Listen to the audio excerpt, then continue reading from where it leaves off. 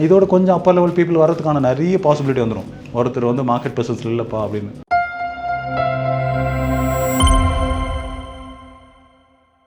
திருப்பி நான் வந்து ஜம்ப் ப்ரொடக்ஷன்ஸ்க்கு ஒரு டெட்டால் மாதிரி ஒரு ப்ராடக்ட் விற்க முடியுமான்னா நம்ப மாட்டாங்க நம்ம ஆளுங்க.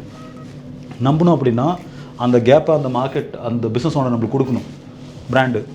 ஓகேவா? அவங்க ஸ்டில் அந்த ப்ரெசன்ஸில் அங்கேயே இருக்காங்க அப்படின்னா அவங்களை ரீப்ளேஸ் பண்ண ஒருத்தர் வரணும் அப்படின்னா அது முடியாத ஒரு விஷயம். இப்போ ஜியோ திரும்ப நம்ம ரீப்ளேஸ் பண்ண நினைக்கிறீங்க இல்லையா? ஜியோவுக்கு நான் வந்து எங்கிட்ட ஒரு 2 லட்சம் கோடி இருக்குன்னு வச்சுக்கோங்க, நான் ஜியோவுக்கு ரீப்ளேஸ் பண்ண போகிறேன் அப்படின்னு சொன்னால் வச்சுக்கோங்க, என்னை மொத்தமாக வந்து தெருவில் பிச்சை எடுக்க விட்ருவானுங்க. ஓகேவா? ஏன்னா அவ்வளோ பெரிய மார்க்கெட் அது. இதே மாதிரி தான் நம்மளுக்கு ஓப்பன் ஸ்பேஸ் இல்லை அப்படின்னா ஒருத்தரால் மார்க்கெட் பண்ண முடியாது.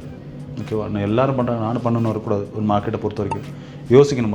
உங்கள்கிட்ட ஒரு பிஸ்னஸ் ஓனர் வராங்க அப்படின்னா அந்த பிஸ்னஸ் ஓனருக்கான ஓப்பன் ஸ்பேஸ் இங்கே இருக்கா, வர முடியுமா? இல்லைப்பா நிறைய காம்படிஷன் இருக்குது, இதுக்கு ஒரு 2 வருஷம் ஆகும் அப்படின்னு நீங்கள் ஓப்பனாக சொல்லிட்டீங்க அப்படின்னா அவங்க கூட சர்வீஸ் எடுக்க மாட்டான். உங்களுக்கான காம்படிட்டர் எப்படி இருப்பாங்கன்னு நினைக்கிறீங்க? வெளியே இதான் நாளைக்கு லீடு எடுத்து கொடுக்குறவங்க தான் இருக்கான் இல்லையா? பெருசாக நம்ம பார்த்து இன்ஃப்ளூன்ஸ் ஆவாங்க இல்லையா? அதே மாதிரி டே 1 ஆஃப் மேக்கிங் $10,000 அப்படின்னு சொல்லிட்டு, ஐயோ இவன் $10,000 இவன் ₹1 கோடி வந்து ப்ராஜெக்ட் எடுத்து கொடுத்துருக்கானே, இவ்வளோ லீடு சப்மிட் ஆகிருக்கு, இவங்ககிட்டே போகும்னு சொல்லிட்டு போயிடுவான் இல்லையா? நீங்கள் பார்க்குறீங்களே ஃபேக் டேஷ்போர்டை, எப்படி வந்து ₹5 வந்து 250 லீடு வந்துச்சுன்னு. ₹5 எப்படி 250 லீடு வரும் இல்லையா?